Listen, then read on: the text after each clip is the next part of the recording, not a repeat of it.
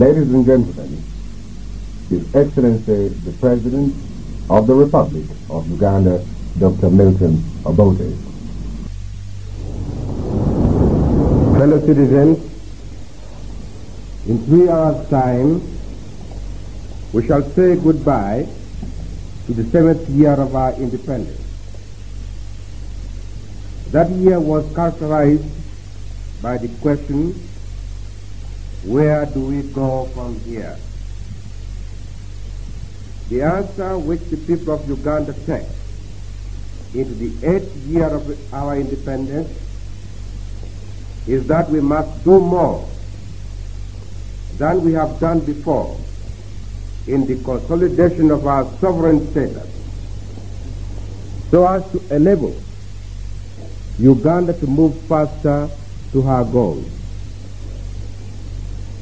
We must particularly, in the 8th year of our independence, concentrate on the promotion of human understanding amongst the people of Uganda,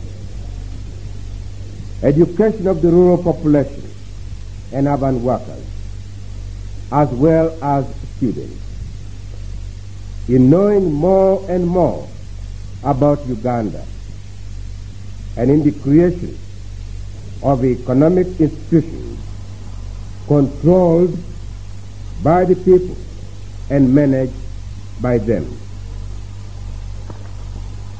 During the 7 years of independence, the people of Uganda as a whole have shown their capacity to run the biggest business in Uganda, the government of our country. The demonstration of that capacity is another pillar of strength, which I urge you, fellow citizens, to promote further in the management of our national affairs, covering both government and non-governmental institutions. While I admit that government must be controlled by the people, I must also urge the people of Uganda that for their own good, it would be wrong to allow other institutions to be controlled, not to be controlled by the people, to develop and to decide on whatever they do, irrespective of the interests and the wishes of the people as a whole. One of the pillars of the type of government the people of Uganda wish to establish is that the government must be run by the majority with safeguards for the minority. This is a noble idea which we must take into the 8th year of our independence.